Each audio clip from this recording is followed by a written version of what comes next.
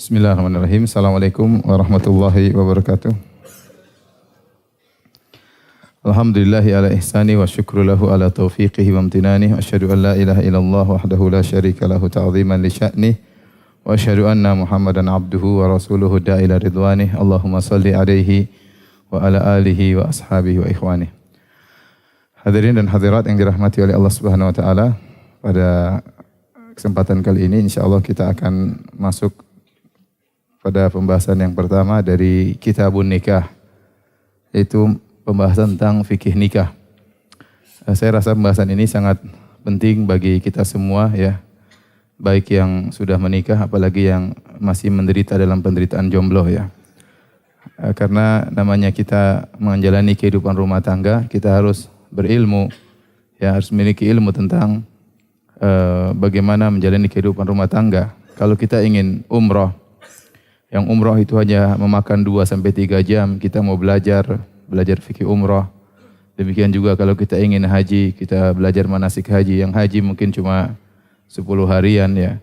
Bagaimana lagi dengan tatkala kita ingin masuk dalam namanya kehidupan berumah tangga yang mungkin kita jalani sampai kita meninggal dunia.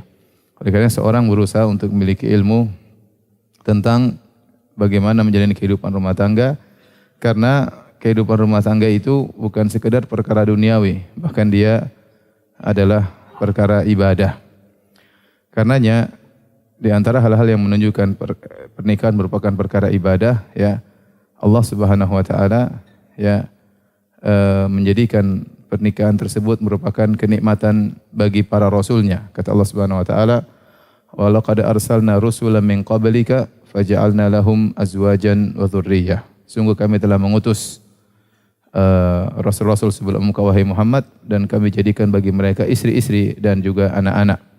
Nabi SAW bersabda, "Man tazawwaja faqad istakmala nisfa dinihi falyajtahid fi nisfil baqi."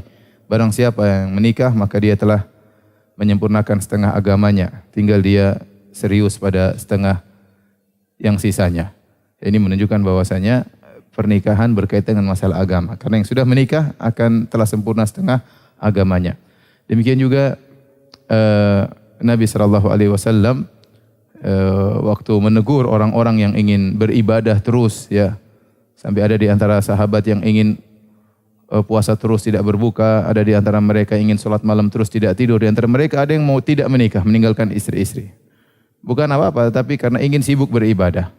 Tapi Nabi SAW justru menegur. Kata Nabi SAW, "Fa inni atqakum li rabbikum wa akhsyakum." Aku adalah orang yang paling bertakwa di antara kalian terhadap Allah, dan aku yang paling takut, yaitu aku yang paling beragama daripada kalian. Tetapi usolli wa anam, aku salat malam dan aku tidur. Wa asum wa uftir, aku puasa dan aku berbuka. Wa atazawwajun nisa, dan aku menikahi para wanita.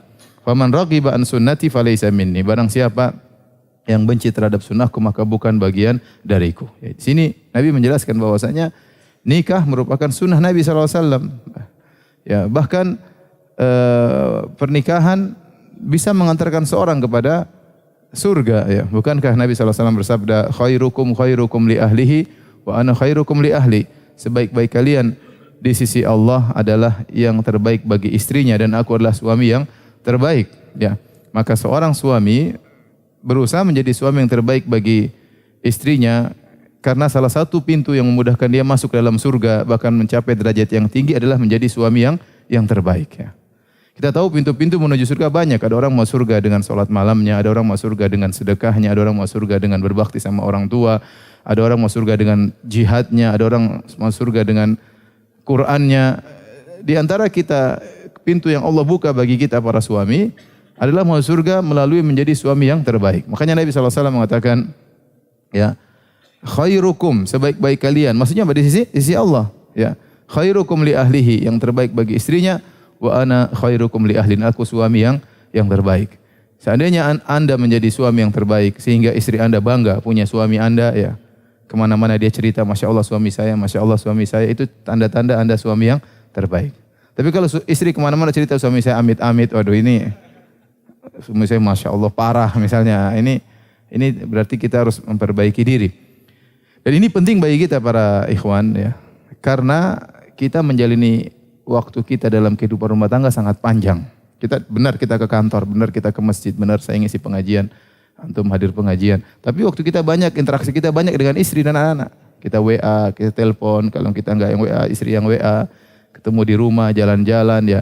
Nah, kalau kita bisa menjadi suami yang terbaik, maka setiap waktu yang kita habiskan bersama istri kita, argo pahala jalan. Itu maksud saya ya. Jadi jangan sampai kita ini tidak memanage yang benar dalam kehidupan rumah tangga, sehingga waktu kita yang bertahun-tahun hanya pergi begitu saja tanpa ada pahala atau kurang pahalanya. Makanya Nabi SAW juga bersabda, wa fi buti ahadikum sadaqah, engkau menggauli istrimu itu adalah sedekah. Rasulullah SAW bersabda, lasta tunfiqu nafaqatan tabtaghi biha wajha Allah illa ujrita 'alaiha hatta luqmata allati taj'ala fi imra'atik. Tidaklah engkau memberi sedekah, kau mencari wajah Allah, kau berinfak kecuali kau dapat pahala. Sampai suapan yang kau suapkan ke mulut istrimu, maka kau juga dapat pahala. Intinya dalil yang menunjukkan bahwasanya menikah adalah ibadah sangat banyak. Ya. Karenanya jumhur ulama berpendapat menyelisih pendapat Syafi'iyah. Jumhur ulama berpendapat seorang laki yang menikah sementara ibadahnya berkurang, ibadah mahdhahnya berkurang, mungkin sholat malamnya berkurang, puasanya berkurang, kemudian sedekahnya berkurang, dibandingkan dengan seorang laki yang tidak menikah sengaja untuk fokus ibadah, lebih afdal yang menikah, lebih afdal yang menikah. Ya, ini pendapat jumhur ulama. Kenapa? Karena dalam pernikahan tersebut dia menjalankan ibadah yang lain. Memang orang yang menikah akan berkurang sholat malamnya, akan berkurang waktu baca Qur'annya, akan berkurang puasa sunnahnya. Karena dia banyak urusan, dia kerja, cari nafkah buat anak. Tapi itu semua ternyata ibadah. Ternyata ibadah. Dan itu lebih afdal daripada seorang laki yang kemudian tidak menikah supaya bisa fokus untuk ibadah. Jadi hadirkan dalam diri kita bahwasanya pernikahan adalah ibadah yang mulia, ladang kita untuk mencari pahala bagi laki maupun wanita. Adapun wanita, jelas kata Nabi SAW kepada seorang wanita, unzuri aina anti minhu fa innahu jannatuki aw naruki. Rasulullah bertemu dengan seorang wanita, Rasulullah bertanya, bagaimana sikapmu terhadap suamimu? Kata sang wanita, aku berusaha semaksimal mungkin berbuat baik kepadanya kecuali aku tidak mampu. Kata Nabi SAW, unzuri aina anti minhu, lihatlah bagaimana kondisimu wahai sang wanita di hati suamimu, fa innahu jannatuki aw naruki. Sungguhnya suami itu adalah surgamu atau nerakamu. Jadi pintu nikah ini adalah pintu yang besar untuk masuk surga, baik bagi seorang suami maupun baik bagi seorang istri ya. Sebagaimana dalam hadis juga ya, idza shalatil mar'atu khamsaha, kalau seorang wanita salat 5 waktu, wa shamat syahraha, puasa bulan Ramadan, ya, kemudian hasanat farjaha, menjaga kemaluannya, wa ata'at ba'laha, taat kepada suaminya, qila laha, dikatakan kepadanya, udkhilil jannata min aybabin syi'ti, masuklah ke dalam surga dari pintu surga mana yang kau kehendaki. Ini jelas bahwasanya pintu pernikahan adalah pintu yang termudah di antaranya untuk masukkan seorang ke dalam surga. Hadirin dan hadirat yang Allah Subhanahu wa taala, di antara rahmat Allah Subhanahu wa taala disyariatkannya pernikahan. Karena seorang manusia tidak akan tentram hidupnya kecuali dengan pasangannya. Ya, huwallazi khalaqakum min nafsin wahidah wa ja'ala minha zawjaha liyaskuna ilaiha. Kata Allah Subhanahu wa taala, dialah Allah yang telah menciptakan kalian dari satu jiwa, yaitu Adam alaihissalam. Ya. Kemudian Allah menciptakan dari jiwa tersebut pasangannya, yaitu Hawa. Buat apa? Liyaskuna ilaiha, agar Adam tentram bersama Hawa. Ya, Allah ciptakan Adam sendirian, kesepian, enggak ada teman. Allah ciptakan dari tulang rusuknya siapa? Hawa. Kemudian Adam pun tentram, liyaskuna ilaiha, tentram dengan istrinya tersebut. Allah Subhanahu wa taala juga berfirman, "Wa min ayatihi an khalaqalakum min anfusikum azwajan litaskunu ilaiha." Dan di antara tanda-tanda kebesaran Allah, di antara tanda-tanda ketuhanan Allah, rububiyah Allah, Allah menjadikan bagi kalian ya istri-istri litaskunu ilaiha, agar kalian tentram bersama istri-istri kalian. Maka seorang suami tidak mungkin bahagia kecuali dia tentram bersama istrinya. Kalau ada seorang lelaki ternyata dia tidak bisa bahagia di rumah selalu berkelahi sama istrinya, tiap hari tidak ada kosong dari omelan, keributan, tangisan air mata, teriakan suara, maka itu sungguhnya laki yang sengsara, kasihan ya. Dia lebih sengsara daripada jomblo ya. Kemudian dia mencari kebahagiaannya di luar dengan main golf dengan kawan-kawannya, dengan ngopi dengan kawan-kawannya. Ya, ini orang ini tidak bahagia. Orang ini tidak bahagia. Lelaki yang bahagia adalah lelaki yang kalau dia di luar rumah pingin pulang ketemu istrinya. Udah ketemu istrinya dia nyaman, ya. Ngobrol sama istrinya, curhat sama istrinya. Itu lelaki yang bahagia. Nah, kalau kita ternyata belum bisa merasakan itu, ketahuilah kebahagiaan kita berarti belum benar. Kita harus perbaiki. Ada yang salah antara kita yang salah atau istri kita yang salah, ya. Kalau bisa diperbaiki, kalau perbaiki, kalau nggak bisa diganti, ya. Jadi kita belum bahagia. Saya ulangi lagi, lelaki yang bahagia adalah lelaki yang dia bisa tentram di rumahnya dan dia merasa rumahnya adalah apa? Surganya. Ya, tapi kalau dia masuk rumah, kemudian ternyata isinya ribut, teriakan, marah-marah, omelan tiap hari, dia marah istrinya marah sama dia, ya. Maka ini rumahnya adalah nerakanya. Maka perlu ada yang dia harus diperbaiki antara dia dengan istrinya. Harus sama-sama bertakwa kepada Allah Subhanahu wa taala agar bisa menumbuhkan kehidupan yang diharapkan, yaitu mawaddah, sakinah dan rahmah sebagaimana Allah sebutkan dalam ayat-ayatnya. Kita akan bahas tentang kitabun nikah, ya.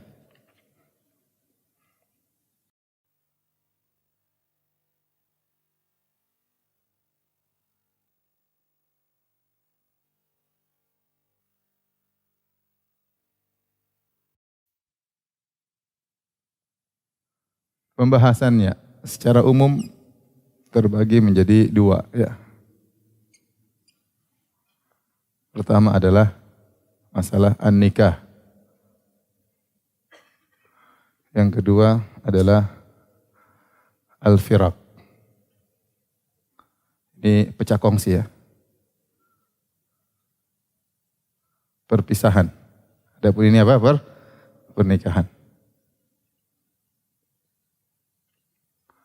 Pernikahan ini bisa pembahasannya juga ada beberapa, di antaranya muqaddimatun nikah,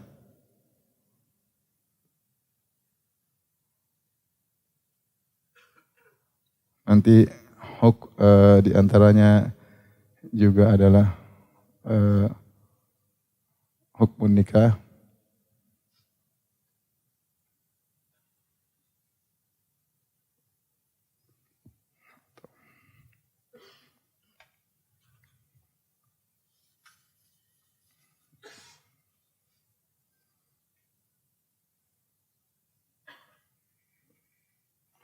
ada bahasanya nanti arkanun nikah.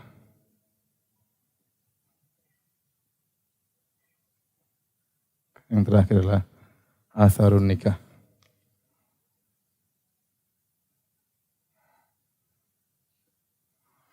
Hukum nikah, hukumnya apa? Rukun nikah, terus dampak nikah.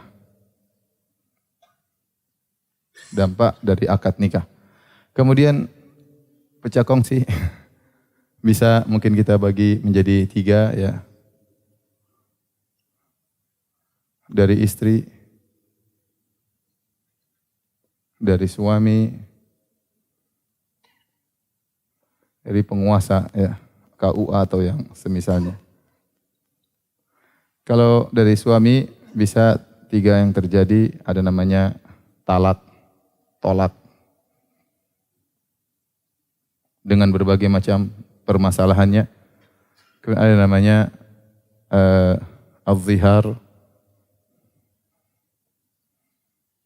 ada namanya al-li'an, al-mula'anah, saling melaknat, yang Allah sebutkan dalam surat An-Nur. Yang ini mengharuskan pecah kongsi, harus pisah. Dari istri namanya al-khulu'. Penguasa disebut dengan al-fasakh karena ada hal-hal yang membuat, yaitu akad dibatalkan. Akad nikah dibatalkan. Jangan pecah kongsi, ya, terlalu perpisahan, ya.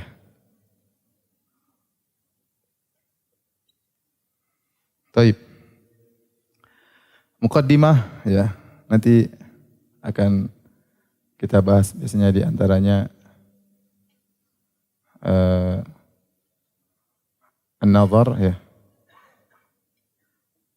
Terus al-khitbah sama al-khutbah. nazar ya. Antum sudah pernah nazar? Sudah ya?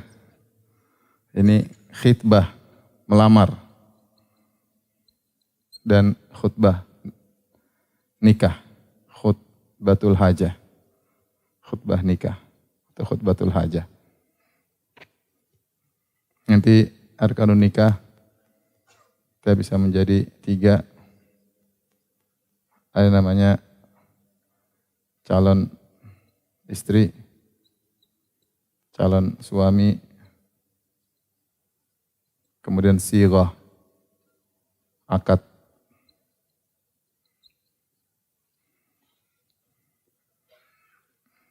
Taib ini aja dulu ya, secara sederhana. Nanti ini di bawahnya ada cabang-cabangnya lagi, akan kita jelaskan setelah ini.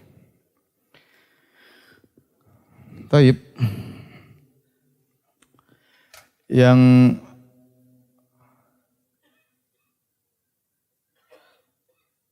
ini sudah ya? Mau dihapus? Boleh.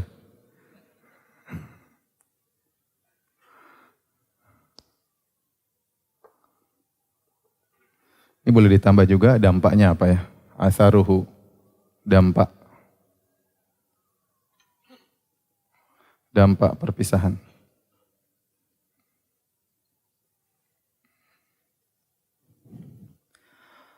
Baik, yang bisa kita bahas terlebih dahulu nazar ya, masalah nazar. Tentu ketika seorang akan menikah disunahkan dia nazar, tidak wajib ya, tetapi sangat dianjurkan ya. Kata Nabi sallallahu alaihi wasallam, "Falyanzur ila ma yad'u ila nikahiha." Hendaknya dia melihat wanita yang memotivasi dia untuk apa? Menikah. Dianjurkan ya, fa innama fa huwa ahra an yu'dama bainakuma. Sungguhnya kalau engkau melihat, maka ini lebih baik ya, lebih melanggengkan pernikahan kalian berdua ya. Karena dengan melihat ada kecocokan ya, cocok baru kemudian kita melamar ya. Kata orang jangan beli kucing dalam karung ya. Pertama kucing tidak dijual berbelikan, apalagi dalam apa? Dalam karung. Kalau kucing aja kita nggak boleh sembarangan, apalagi apa? Yang tempat untuk kita tidurin ya lebih hati-hati lagi. Harus kita tidak sembarangan dalam memilih, tapi maka kita harus selektif. Di antara yang disyariatkan agar kita bisa memilih calon kita adalah dengan nazar, memandang wanita tersebut. Kata Nabi sallallahu alaihi wasallam tatkala seorang sahabat ingin menikah dari kaum Muhajirin kepada wanita Ansar, kata Nabi sallallahu alaihi wasallam, "Fa inna fil a'yuni ansari syai'an." Sungguhnya pada mata wanita Ansar itu ada sesuatu yang menarik ya. Jadi Nabi suruh apa? Suruh lihat ya. Nazar hukumnya tadi apa? Dihapus saja ya? Boleh? Kalau saya ngisi pengajian tempat lain biasanya dihapusin.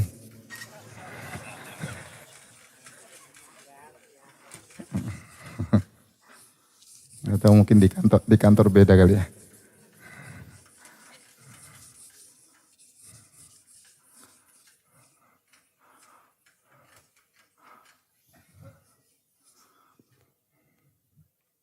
Ada yang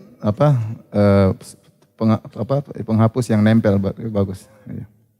Kalau nggak bisa saya bawa sendiri nanti. Baik. Sekarang kita bahas ya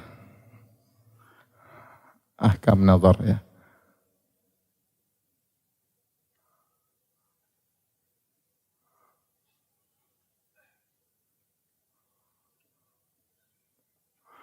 Hukum-hukum yang berkaitan dengan nazar. Ya kita semua sudah lewat sekarang. Ada kawan saya dulu, waktu saya mau menikah. Dia bilang, "Firanda, udah lihat akhwatnya belum?" "Belum." "Lihat kamu." "Kenapa?" "Aduh saya dulu nikah nggak lihat, saya menyesal," katanya. Dia menyesal dulu ya, dia asal lihat tulisan seorang akhwat, Masya Allah ini solehah, kemudian menunjukkan pintar, dia maju. Ternyata kecantikan juga perlu, ya enggak? Kecantikan juga perlu. Baik. Yang pertama hukum ya. Hukum nazar ya. Hukumnya tadi apa? sunnah. Ya, sangat dianjurkan. Hukumnya sunnah. Dan ini dipraktikkan oleh Nabi SAW. Nabi lihat ya. Seperti seorang wanita yang wahabat nafsah halin Nabi datang, kemudian dia datang kepada Nabi, ya Rasulullah nikahi aku. Maka Rasulullah melihat ke bawah, Rasulullah melihat ke atas. Lihat ke bawah lagi, lihat ke atas. Rasulullah SAW tidak tertarik. Ya, Rasul juga manusia. Kalau tidak tertarik, Rasulullah SAW tidak nikahi. Karena Rasulullah diam saja, mau ditolak nggak enak. Akhirnya ada sahabat berkata, Rasulullah kalau engkau tidak mau, biar buat saya aja ya Rasulullah. Ya. Jadi kalau ada akhwat ke saya lihat tidak tertarik, antum bilang, Ustaz, kalau Ustaz nggak mau, buat saya aja. Hukumnya apa? Sunnah, tidak wajib. Kemudian syarat nazar. Syarat-syaratnya. Rasulullah menyebutkan di antaranya, pertama, kemungkinan diterima.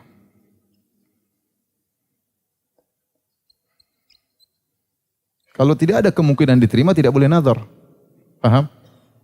Contoh, antum misalnya pekerja biasa, terus antum ingin melamar anaknya raja misalnya. Antum mau nazar dia, kemungkinan besar antum tidak diterima. Asep ingin nazar dia, apa hubungannya nazar dia? Tunggu dia pulang keluar dari sekolah, ente mau nazar, ente siapa mau nazar dia? Kemungkinan besar ente ditolak ya. Dan tidak ada kemungkinan 1% pun ente diterima. Kalau tidak mungkin diterima, tidak boleh apa? Nazar. Jangan seorang diberi di depan sekolah, pengen lihat cewek. Nah, itu nazar apa seperti itu ya? Itu tidak benar, tidak boleh seperti itu. Jadi kita hanya nazar yang kira-kira mungkin diterima, tapi ada kemungkinan diterima. Ya, maka boleh kita nazar wanita tersebut. Kalau sejak awal tidak mungkin terima, ngapain kita nazar?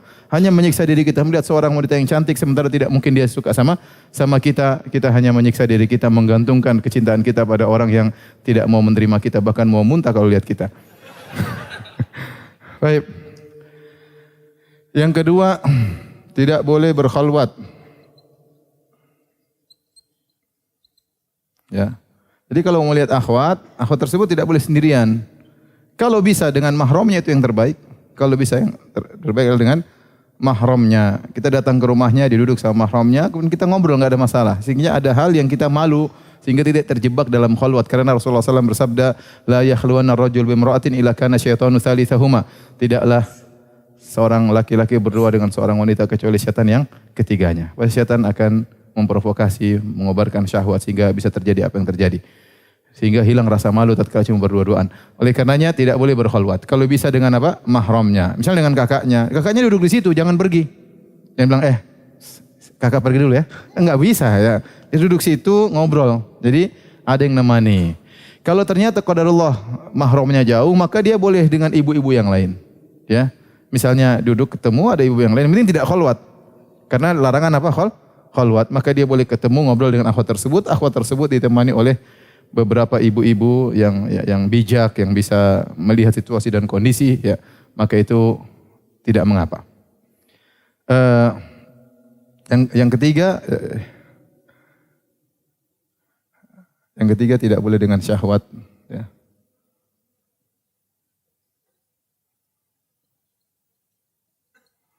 Karena kita nazar itu bukan untuk menikmati dia, tetapi dalam rangka untuk mengenal. Kita tidak boleh menikmati wanita tersebut kecuali setelah nikah. Jadi kita lihat cantik, oke. Bukan kita pandang terus sampai ngiler, nggak boleh ya. Ya, intinya kita hanya melihat, cukupnya kita tertarik, sudahlah. Tapi kalau kita berlesat-lesat melihat dia, maka itu nggak boleh. Ya. Misalnya seorang akhwat kemudian kirim foto dengan kondisi agak terbuka, kita lihat sampai ngiler-ngiler, nggak boleh. Jadi karena dia masih belum halal bagi kita. Sehingga Rasulullah mensyaratkan tidak boleh melihat dengan apa? Syahwat. Hanya melihat yang penting kita tertarik, ini oke untuk kita nikahi secara fisik, maka silahkan. Adapun lebih daripada itu tidak boleh. Kemudian yang boleh dilihat ya.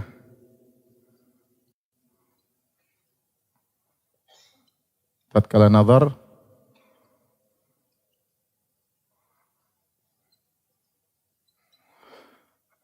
tatkala nazar yang boleh dilihat ada khilaf ya. Khilaf di kalangan para ulama. Ini ada khilaf. Pendapat yang pertama mengatakan yang dilihat hanya wajah dan telapak tangan.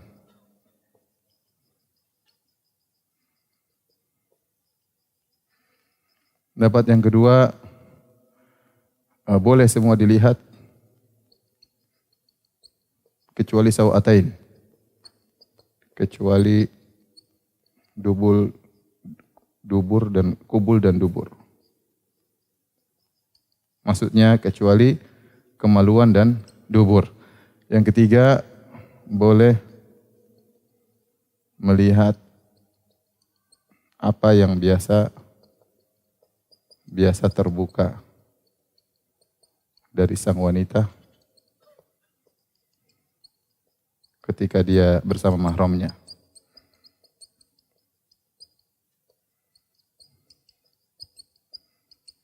Maksudnya apa? Seorang wanita kalau lagi kumpul sama kakak-kakaknya, sama adiknya, apa yang terlihat?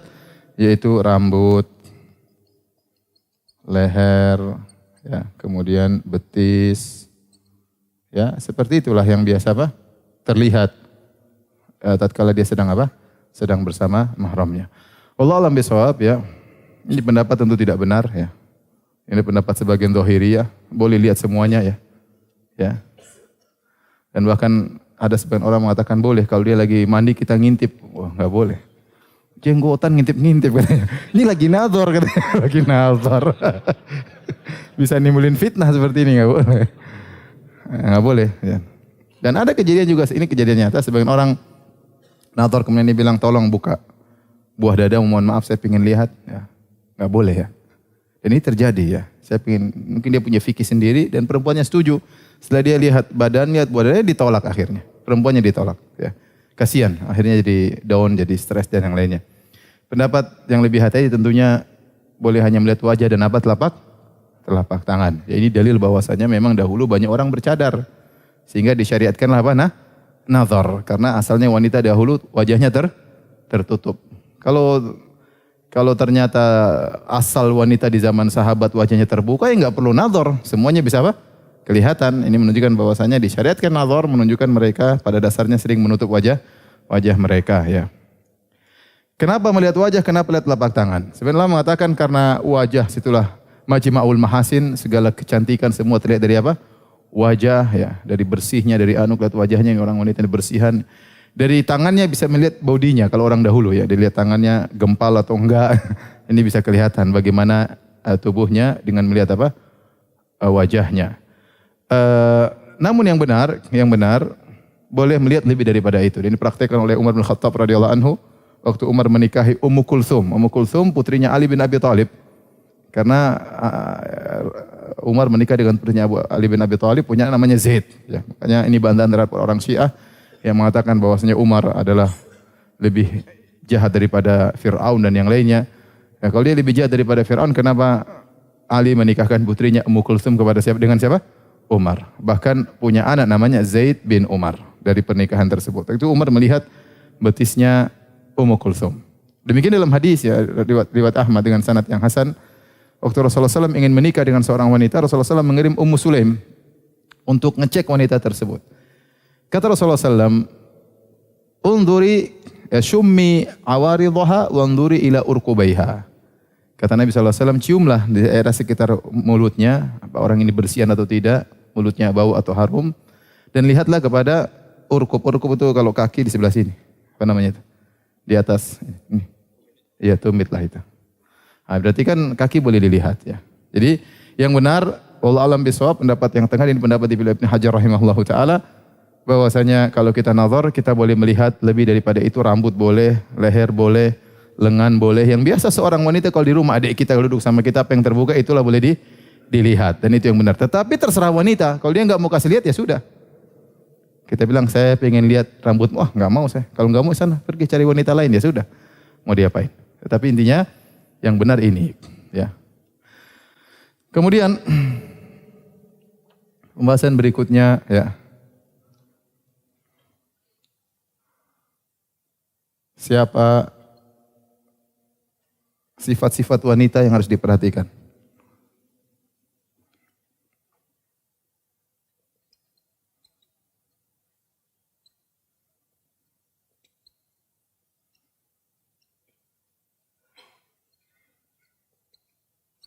Ya.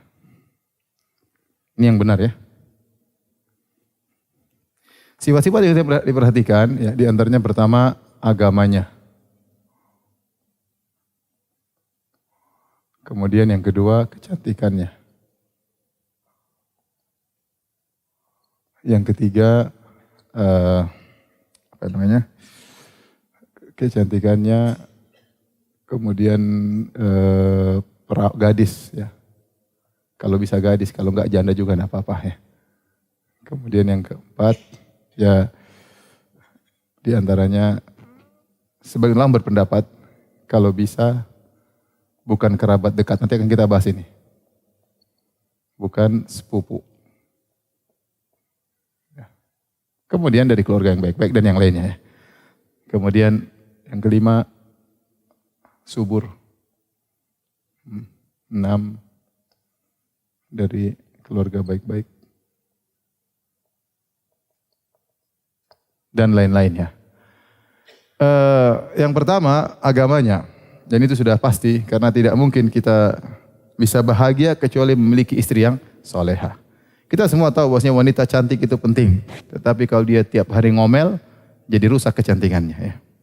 Tapi wanita kalau wajahnya tidak begitu cantik, atau cantik biasa-biasa, tetapi lemah lembut, akhlaknya mulia, penurut, maka dia luar biasa. Saya punya kawan, dia bilang, Ustadz, saya punya istri 3. Ya. Istri saya yang kedua, Ustadz, Masya Allah. Biasa aja Ustadz, tapi kalau saya ke rumah, dia bukakan kaos kaki saya, dia bukakan sepatu saya. Sebelum saya sampai, Abi mau makan apa? Saya masain, Masya Allah. Ya. Tidak bilang, udah makan yang ada, bersyukur kepada Allah. Dia bilang, makan apa? Kemudian dia masakin. Nanti kalau saya datang, dia siapin makanan. Tulang-tulang itu kalau ada ikan dia lepasin semua tulangnya. Itu yang saya tidak bisa lepas dari dia, ya. Ini cerita teman saya, ya. Jadi akhlak itu sangat apa? Berpengaruh. Dan tidak mungkin kita bisa mendapatkan seorang yang berakhlak mulia kecuali memang dia agamanya bagus, ya. Agama bagus maksud dalam hal bukan rajin sholat aja, bukan cuma hafal Quran. Tapi kita tanya sama orang sekitar bagaimana dia akhlaknya bagus atau tidak. Di antara ciri wanita berakhlak mulia, dia berakhlak mulia sama ibunya. Antum sudah terlanjur daripada nikah. Ini kita bicara yang jomblo-jomblo. Yang jomblo-jomblo kalau menikah, cari, lihat, tanya gimana akhlaknya sama ibunya. Tanya, kalau dia ternyata orang ini baik sama orang tua, tidak sombong, tidak angkuh, ditambah dengan agamanya, ya maka baik. Tapi percuma misalnya hafiz Quran, hafizatun bil Quran, akhwat ini 30 juz tapi sombong. Kita ngelamar, ente hafalan juznya berapa? Udah. Berapa juz apa? Juz amma. Wah udah. Ente waktu nador aja sudah kalah, apalagi kalau sudah nikah lebih kalah lagi. Jadi mau saya agama itu penting, ya. Dengar Habibi, ya. Si jomblo kasihan. Jadi apa namanya? Dengan agama itu kita bisa meyakini anak kita bakalan dipelihara oleh seorang wanita yang bertanggung jawab, yang bisa bertanggungjawabkan agama anak kita. Adapun kalau ibunya tidak tahu apa-apa, gimana mau murajaah Quran, bagaimana mau didik, dia tidak ngerti agama, senangnya dunia saja, senangnya nonton, senangnya apa. Susah, ya. Ada sebagian mengatakan, Ustadz, ini ada perempuan cantik, agamanya kurang. Ada yang agamanya bagus, cantiknya kurang. Saya pilih mana? Pilih mana Ustadz? Saya bilang, ya pilih yang agamanya bagus. Ustadz, ini saya tertariknya sama yang cantik, Ustadz. Insya Allah saya bisa olah nanti. Ya kita bilang, ya kalau kau pintar masak, kau bisa jadi, ya. Berasmu kau olah jadi enak. Tapi kalau kau nggak pintar masak, kau yang dimasak sama istrimu. Baik, jadi agama kemudian kecantikan. Kecantikan ini sangat penting. Dalilnya kita disuruh nazar. Tidaklah nazar kecuali berkaitan dengan apa? Kecantikan. Nabi SAW juga melihat tidak cocok, Nabi tidak terima. Karena kalau dengan wanita yang cantik artinya kita lihat tertarik, kita bisa sayang sama dia. Tapi kalau kita tidak tertarik, kita nekat nikah sama dia. Akhirnya kita tidak sayang sama dia. Akhirnya kita mendoliminya. Akhirnya kita tidak cinta sama dia. Dan repot. Mending kita lepaskan biar dinikahi sama orang lain yang sayang sama dia. Ya. Ngapain kita menyusahkan diri kita membuat kita tidak bahagia. Dan ngapain kita mendolimi putri orang lain. Ya. Maka kalau kita lihat tertarik, nikah. Kalau enggak jangan nekat maju. Jangan nekat maju. Karena kecantikan ada 2. Kecantikan pertama kecantikan yang ijma, disepakati oleh semua orang ini cantik. Enggak ada yang khilaf tentang oh ini cantik. Semua sepakat. Nah, wanita yang kecantikannya ijma susah kita dapatkan, ya. Tapi yang kita dapatkan yang khilaf. Ya khilaf. Ada yang bilang cantik, ada yang nggak bilang nggak cantik. Yang penting menurut antum yang rojih dia cantik. Mau orang bilang nggak cantik bukan urusan saya. Menurut saya dia cantik sudah. Ente maju ya. Ente maju. Ya, dan kita juga harus tahu diri ya. Tahu diri. Sebagian orang masya Allah standar kecantikan tinggi sekali. Saya mau cari akhwat yang nilainya 9,6, masya Allah putih tinggi mancung. Sementara dia pendek hitam kemudian pesek. Jadi orang yang wajar kita tahu diri. Ya. Bagi saya yang penting Anda tertarik. Kalau bisa cantik itu yang terbaik tentunya. Agar kita bisa menundukkan pandangan, tidak ngelirik sana, ngelirik sini. Tapi kita harus tahu diri. Kalau ente punya kemampuan, kelebihan, ente boleh milih. Misalnya ente duit banyak ya, ente pilih terserah. Ya, ngantri akhwat terserah. Tapi kalau ente duit pas-pasan, sudahlah, ente ngalah aja lah. Baik. Yang berikutnya gadis. Gadis karena orang wanita yang gadis dia kecantikannya akan lebih sempurna kepada seorang laki karena laki tersebut cinta pertamanya.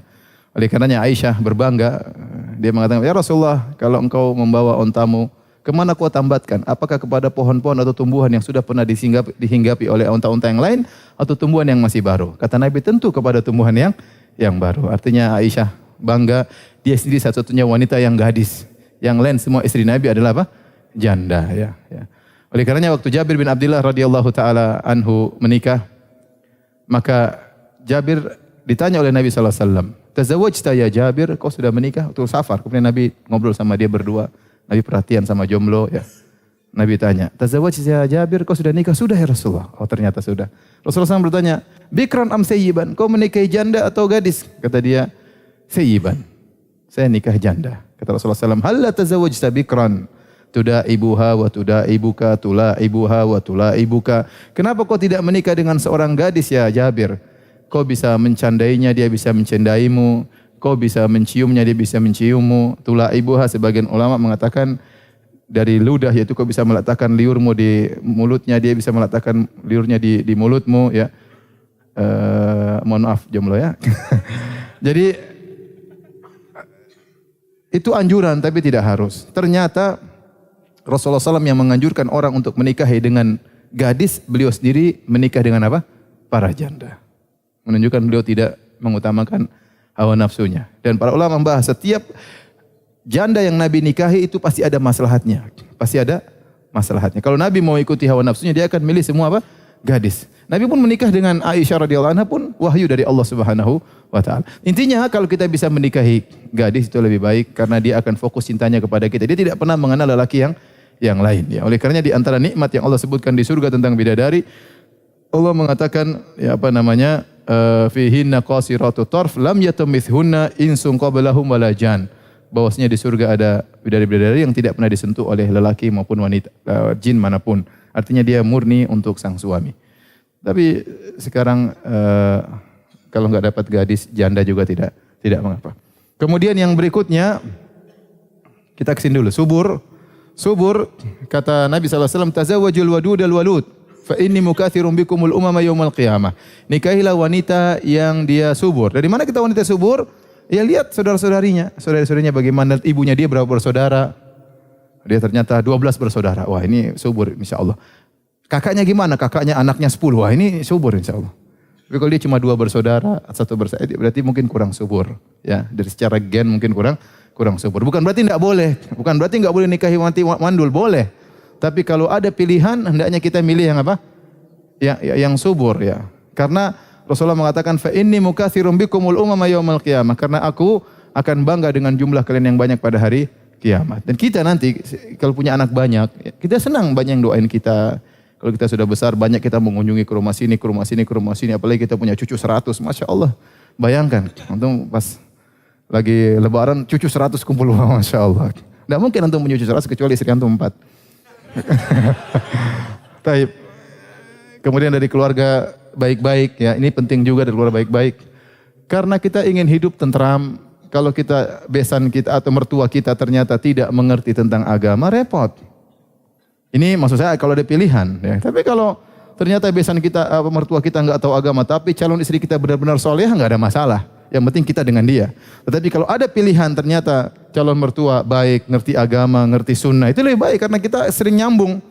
Karena ngobrol ngerti, kita begini dia ngerti. Karena mertua kita sudah ngaji gampangannya.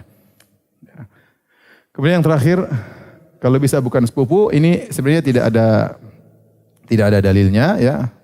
Bahkan bertentangan dengan dalil karena pernikahan di antara sepupu di zaman sahabat juga banyak. Bahkan Nabi SAW menikahkan Ali dengan siapa? Fatimah ya.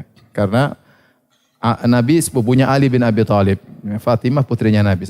Dan hubungannya sangat apa? Sangat dekat. Tetapi ini kembali kepada perkara duniawi ya. Menurut penelitian para ahli, ya, saya tadi baca-baca sedikit, bahwasanya kalau pernikahan kerabat dekat sama sepupu, kemungkinan penyakit ya karena DNA yang sama menimbulkan rawan penyakit ya, cacat ya.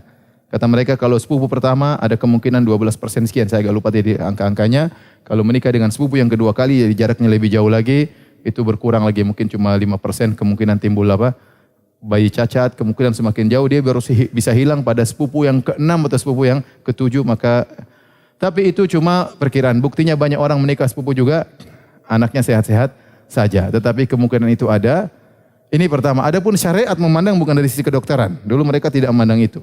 Yang mereka mandang adalah kalau kita menikah dengan sepupu, rawan timbul pemutusan silaturahmi. Kenapa? Kalau kita ribut sama istri kita, kita ribut sama om kita. Kita ribut sama tante kita dan itu rawan timbul pemutusan silaturahmi ya. Akhirnya kan rahim harus kita jaga. Tapi kalau orang jauh, kita enggak ada hubungan kekerabatan secara rahim, tidak ada hubungan dengan mertua. Tapi kalau kita nikah dengan sepupu, ternyata ya mertua kita om kita, mertua kita tante kita, mertua kita bibi kita. Kalau ada masalah, istri kita pun sepupu kita, rahim kita. Masalah berarti kita putus silaturahmi. Masalah dengan tante, putusan silaturahmi. Dari sisi itu mereka mengatakan sebaiknya menikah dari yang jauh. Tetapi saya katakan dalil menunjukkan tidak demikian. Ini kembali kepada masing-masing. Ya, Rasulullah berkata tentang masalah dunia, antum a'lamu bi umuri dunyakum. Kalian lebih paham tentang urusan dunia kalian. Taib, nazar bila bisa diulang-ulang kalau memang belum puas, ulang-ulang boleh. Ini yang pertama. Kunjungan pertama, kunjungan kedua, kunjungan ke-20 boleh-boleh saja. Kalau calon wanita mengizinkan, kalau enggak mau ente dari tadi enggak udah pergi cari wanita lain ya terserah ya. Intinya ada kesepakatan. Yang kedua bagaimana hukum nazar lewat apa foto ya. Sebenarnya foto itu banyak menipu. Foto itu banyak menipu ya. Mudah-mudahan antum bukan termasuk yang tertipu. Jadi antum jangan mengokekan kecuali lihat langsung. Kalaupun harus foto, ya jangan antum simpan di HP antum. Artinya ada orang saudaranya atau saya perlihatkan secara umum dari tampak depan, tampak samping. Jadi dari segala sisi ya ada antum mulai tertarik baru antum boleh lihat. Tapi jangan menjadikan keputusan di mana? Di foto. Karena saya pernah mengalami kasus ada seorang lelaki dia ingin melamar seorang wanita. Kemudian wanita tersebut comblangnya istri saya. Kemudian diperlihatkan ragu dia, enggak mau, udah. Ya udah kata istri saya, udah kamu lihat aja langsung. Enggak mau ya sudah enggak apa-apa sang wanita siap untuk dilihat. Begitu lihat langsung jadi. Berarti yang asli lebih anggun daripada yang di foto. Ada yang sebaliknya. Yang asli lebih amburadul daripada yang di foto. Ya. Tergantung HP-nya apa buat foto. Tapi intinya foto itu bukan patokan. Sunnahnya kita melihat apa? Langsung. Tapi kalau sebagai tanda-tanda, sebagai muqaddimah, ya mungkin boleh-boleh saja. Ya, tapi saya tidak menyarankan. Saya sarankan sebaiknya lihat apa? Lihat langsung. Kita bisa melihat muqaddimah dari penjelasan orang. Tidak harus lihat apa?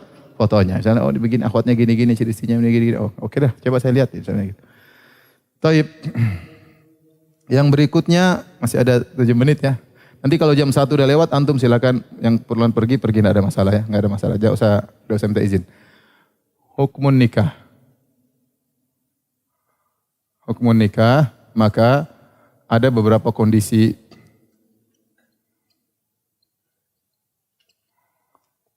Pertama, nikah hukum asalnya sunnah. Atau kita begini.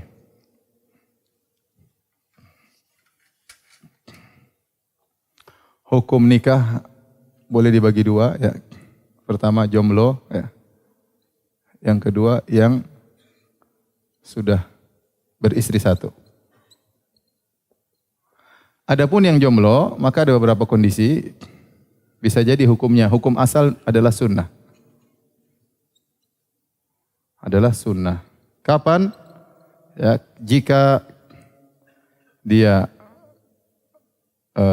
bersyahwat, namun dia bisa menjaga diri. Menjaga diri, tidak terjerumus dalam dosa, zina, onani, melihat yang haram. Maka ini hukumnya sunnah. Yang kedua hukumnya wajib. Jika dia takut terjerumus kepada yang haram, seperti zina, onani, atau nonton yang haram. Kemudian hukumnya mubah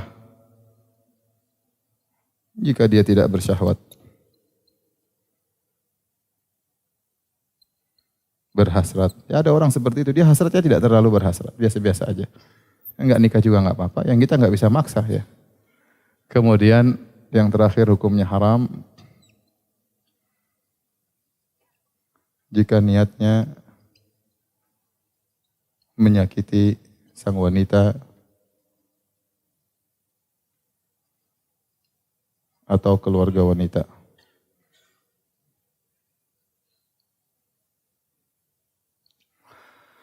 Adapun jika sudah berisra mau tambah 2 ya, maka pendapat mazhab Hambali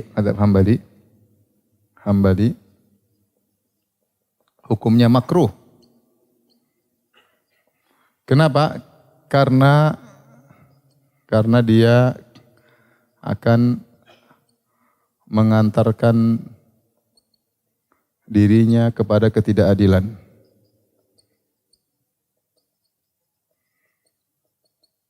Ini maksud saya ikhwan, yang benar bukan makruh, yang benar sunnah.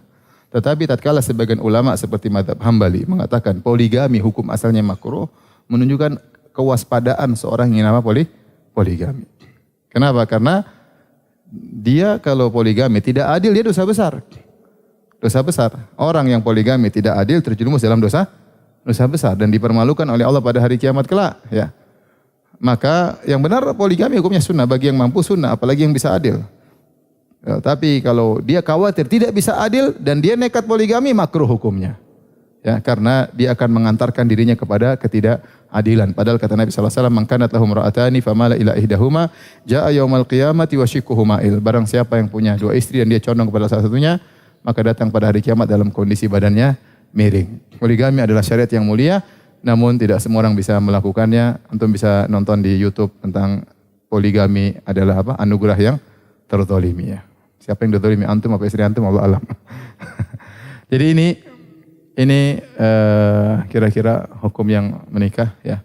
Saya rasa kalau kita perhatikan hukum ini bagi yang jomblo ya, saya rasa sekarang hampir boleh dikatakan semuanya apa?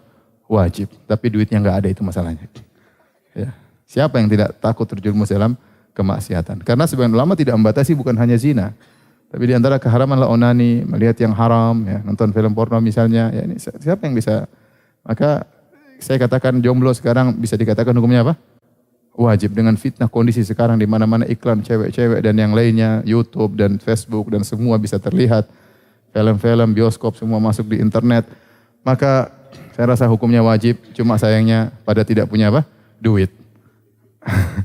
Oleh karenanya para ulama mengatakan kalau kita punya uang zakat, kita boleh kasihkan kepada para jomblo yang sedang menderita ya. Kasihkan dia uang zakat untuk menikah, sekaligus untuk walimah secukupnya boleh dari uang zakat. Demikian saja kajian kita. Insyaallah kita lanjutkan Rabu depan ya. Insyaallah kita lanjutkan Rabu depan. Subhanakallah bihamdik asyhadu an la ilaha illa anta astaghfiruka wa atubu ilaik. Assalamualaikum warahmatullahi wabarakatuh.